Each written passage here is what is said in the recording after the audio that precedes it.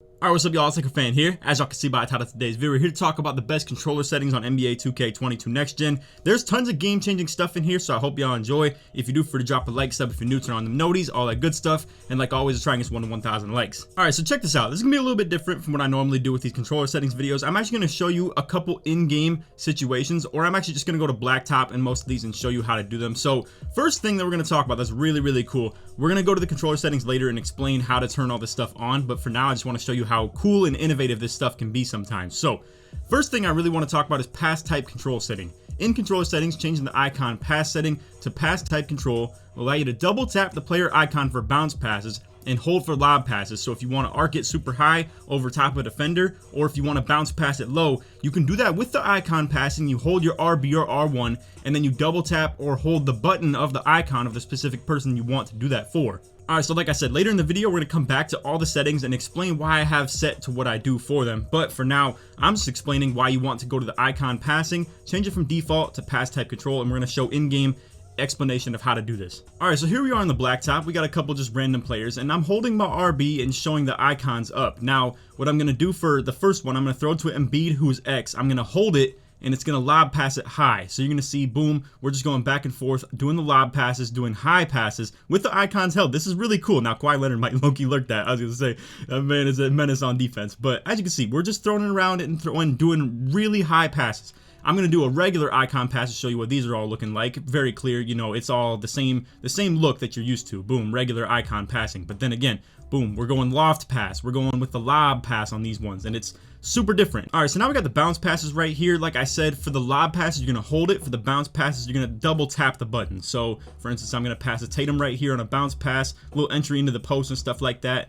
I would say I would not recommend bounce passing from inside to perimeter. I think going from perimeter to inside is definitely a way to go about it, and passing it around the perimeter is very tough too. Like for instance, you're gonna see this one probably get picked off. A lot of times when I do it around the perimeter, it's a really tough pass to be made. But anyway, long story short, like I said, to do it, all you gotta do is double tap the icon, and this is key. This is huge for passers out there or point guards who really aren't maybe the best shooters by any means, but you can affect the game in other ways than just shooting the ball. So again, one last time for anybody who didn't really understand that, it's a visual explanation to your right of the screen right there. You double tap the button for the bounce pass and you hold the button for the lob pass. And you can still do regular icon passing simply as well. It doesn't affect anything to do with that, and it's perfectly fine. Just a really cool little tip for you guys out there who want to be maybe extra advanced passers. Alright, so now back into the controller settings. We got a lot of tips that are buried in this video that are just like that one right there, that are super game changing for the way that you like to play the game, or can just help you deal with all the BS that the game automatically sets you to. So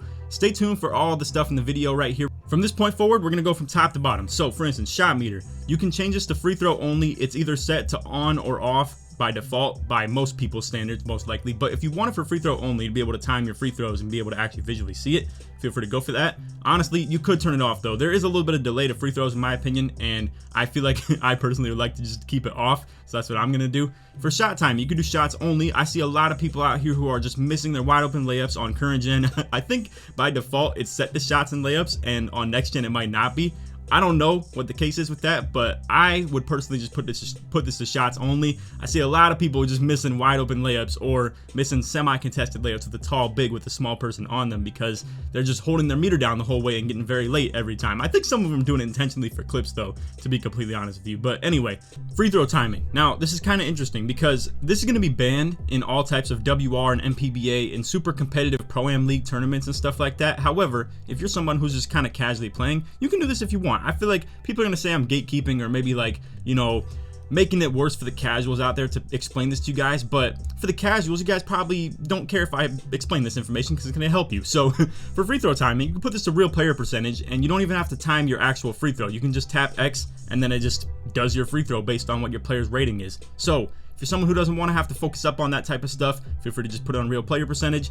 All types of comp players were doing it last year. Anybody who had a low free throw rating, it just was a little bit easier to do this than it was to actually time it and make it. It was just very hard to hit that window. So anyway, real player percentage for free throws, something that you could think about. But again, for me, because I'm going to be playing in some of those comp leagues and stuff like that, I need to actually learn and start figuring out how to time my free throws. So I'm just going to set it to user timing. Again, for you, if you're someone who's out here playing casual, it doesn't hurt anything to have the real player percentage, to be honest with you.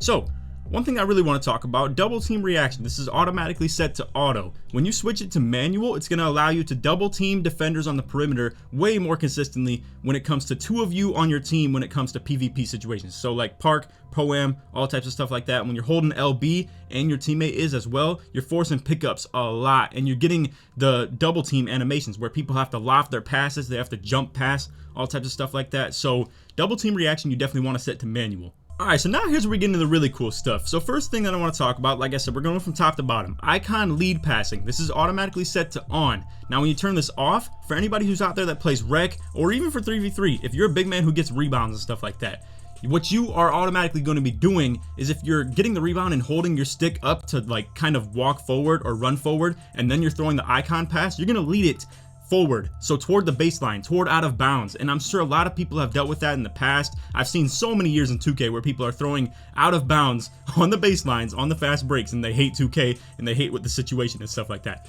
Icon lead passing being turned off is going to make it so no matter where your left stick is moving when it comes to grabbing a rebound, or you as a dribbler or anything like that, it's going to make it so this is no longer a thing. And this is a cool thing if you're someone who's going to try to be a real advanced passer out there. You can lead pass people with this on, and if you're using the pass type control thing, I'm not gonna lie, that could be even cooler. Honestly, you could even still do the lead passes and stuff. So this is up to you, but for all the bigs out there who are grabbing rebounds and rec, this is really detrimental to you, and I would suggest to turn it off. On top of that, I want to also give you a little tip too. So if you grab a rebound and then you hold RB or R1, whatever console you're on, if you hold RB and then tap the other bumper, the left bumper, you're going to be able to just throw it to the deepest person possible. It's no longer going to have to make you actually assess and look for some people to actually throw to while open. If you know that you want to leak that thing out super deep off the rebound in rec or pro-am, you just RB LB or R1 L1. Simple as that. So another thing that's really cool with the passing as well, they have pro stick pass type. This is set to normal by default, but if you switch this to flashy, when you hold RB or R1, you're gonna be able to use your right stick to directional pass, and when you do that, it's gonna flashy pass that person. So if you're someone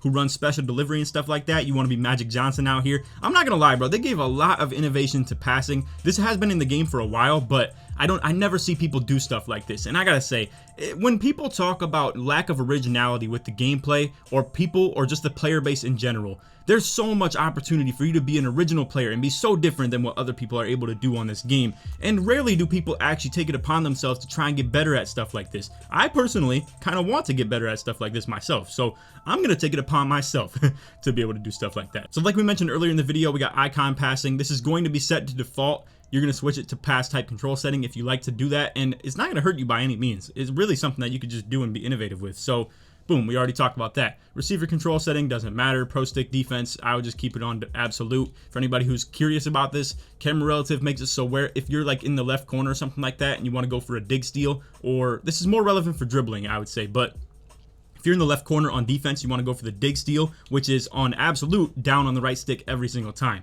If you want to make it more complicated on yourself, you can go ahead and put it on camera relative, where you're going to have to flick to the corner wherever the ball defender is or anything like that. It really makes no sense to do stuff like that, in my opinion. Same with dribbling. I would never want camera relative on either for that. But anyway, I would keep your Huda guard on. Some people would suggest otherwise. I think it helps you on defense. I think that's a complete placebo, facade, whatever complicated word you want to use for it. It's something that people just make believe, if you ask me. So that's how I feel about that. Defensive assist strength.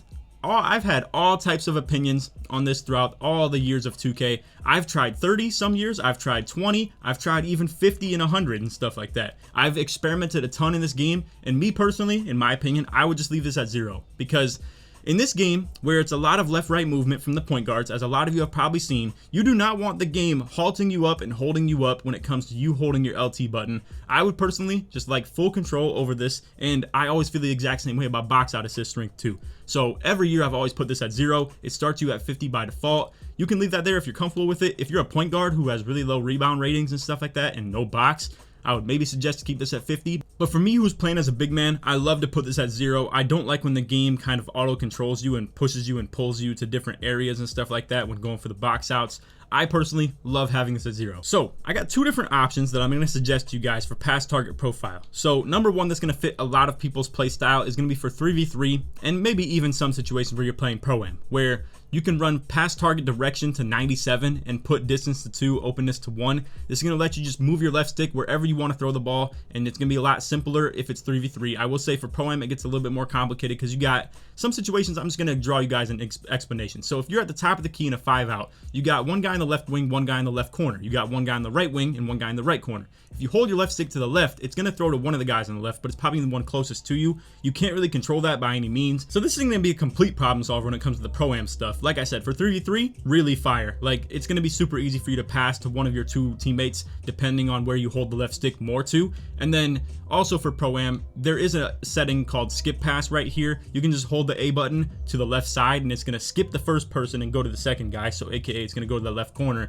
instead. There is a bit of delay to this right here, so I won't really recommend that you guys do this. I'm just letting you know that that's a thing. But anyway, my other option that I'm going to talk about is moving this all the way, this entire slider all the way to openness, so that everything is at 1, 1, and 98. Now, this right here is just kind of the bot made point guard stuff. I'm not criticizing you if you do it. I even did it myself last year. I think it's a nice little thing for Pro-Am. It's going to help you in situations where you want to maybe panic pass, or you know someone's wide open. You just want to tap the A button and it'll get there as simple as possible. You don't have to icon pass anybody. So if you're running 5-out, someone cheats off that corner super hard, and then somebody's just wide open, boom, you just tap A button, it's going to the most open person when you tap that A button. So that is a thought. Like I said, I have ran this myself in Pro-Am, and I won't really recommend doing this in park at all because there's really no sense in doing that. It's gonna be really easy for you to control where you want to go if you have the directional all the way up rather than openness. So I wouldn't recommend openness at all for park. But in the situation that you're maybe playing rec, or you're playing 5v5 Pro-Am, ranked Pro-Am, whatever the case may be, I would say this is going to help a lot of people who aren't the greatest passers themselves, and they know they want to make a pass, but they can't think quick enough as to what icon somebody is. And I'm not gonna lie, this right here is actually kind of fire for rec, because for Pro-Am, it's a little bit more simple to remember what icon all your teammates are and stuff like that. And you have a very uniform spot on the court that a lot of them are gonna go to. You have a corner spot up in both corners. You have a wing guy that's always on the wing. You have a big man who's running the pick and roll, or you're running 5-out where pretty much your corner and corner are always gonna be the same, and your wing and wing are always gonna be the same. Whereas for rec, if you're the primary point guard and you're trying to play with random people, different people, left and right all day, it's going to be hard for you to adjust on the fly to what icon people are. So if you want the openness, and honestly, what you can do too, if you're someone who's running as the point guard, you don't have to use the A button every single time when you're making passes. You can still use the icon passing and use the icon pass control setting as well, where